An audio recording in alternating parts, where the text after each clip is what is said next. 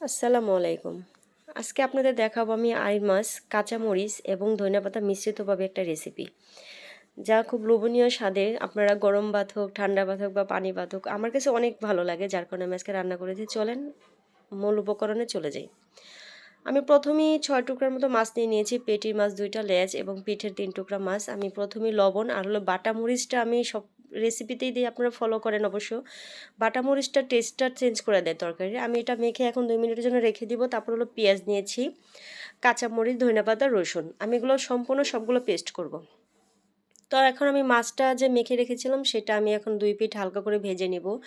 মাছটা খেয়াল রাখবেন বেশি যেন ভাজা না হয়। ২টা পিঠ ভাজার কারণটা হলো মানে রান্না করার পর মাছটা খুবই একটা ভালো থাকে, আর হালকা একটা ভাজা দিয়ে নিলে মাছটা ভালো দেখা যায় আর কি। তো আমি হালকা একটু ২ পিঠ ভেজে নিব। এই যে এখন আমার ভাজা হয়ে গেছে, দুনো পিঠ আমি উঠিয়ে নিব।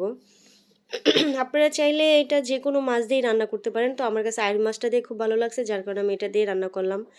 এই যে পেঁয়াজটা দেখাচ্ছি, সেই পেস্টটা আমি দিয়ে দিচ্ছি পেঁয়াজের।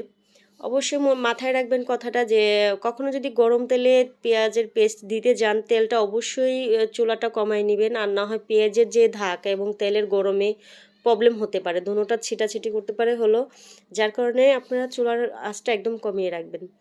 এই যে যখন আমি পেঁয়াজের পেস্টটা আমি মোটামুটি ভেজে নিয়েছিলাম, সাদা অবস্থায় দিইনি, পেঁয়াজটা যখন মোটামুটি ভাজা হয়ে গেছে তখন আমি হলুদ, লবণ, ধনিয়ার ফাঁকি আর যে মরিচের পেস্টটা করেছিলাম আমি বেটে নিয়েছিলাম সেটা দিয়ে দেবো। এটা দেওয়ার পর যখন একটু ভাজা ভাজা হয়ে আসবে তখন আমি পানিটা দিব। মশলাটা সবসময় আপনারা ভাজা ভাজা যখন হয়ে আসবে তখন আপনারা পানি দেবেন। তো আমি এখানে পানি দিব না, আমি ডাইরেক্টলি মাছটা দিয়ে দিব। মাছটা দেওয়ার পর আমি এখানে কোনো ধরনের পানি অ্যাড করব না। মাছটা একটু মোটামুটি যখন মশলাটা মাছের গায়ে লেগে যাবে তখন আমি ওই যে আপনার হলো যে ধনিয়াপাতা, কাঁচামরিচ, রসুনটা আমি দেখিয়েছিলাম সেটা পেস্ট করে নিয়েছি, সেটা আমি এখন দিয়ে দিব। তো এই জগটা খোলায় যতটুকু পানি আসে আমি ততটুকুই দিব, আর বাড়তি পানি অ্যাড করার প্রয়োজন নেই, যেহেতু মাছটা আমি হালকা ভাজা করেছি। তো আমার একটু পানি তো প্রয়োজন, যেহেতু মাছটা ভিতর থেকে সিদ্ধ হতে হবে। আর কোনো পানির প্রয়োজন নাই। আর অবশ্যই এই তরকারিটা ঢাকবেন না। মাছের যদি কখনো মাছের ভুনা করেন আপনারা, কখনো ঢাকবেন না। মানে হালকা একটু হলো আজে বাড়িয়ে দিয়ে রান্না করলে এনাফ, ঢাকতে হয় না। তো এখন আমি ৫ মিনিট এভাবেই চুলার আঁচটা বাড়িয়ে দিয়ে আমি রান্না করব শুধু পানিটা শুকানোর জন্য। এই যে ২ মিনিট পর পানিটা শুকায় গেছে। আর ২-৪ মিনিট আমি রাখবো এভাবেই। একদম মোটামুটি ভালো যখন শুকায় আসবে আর একটু পানি শুকানোর প্রয়োজন। এই যে আমার এটা প্রায় রান্না হয়ে গেছে। অবশ্যই আপনারা রান্না করে টেস্ট করবেন। আমি এখন নামিয়ে নিব।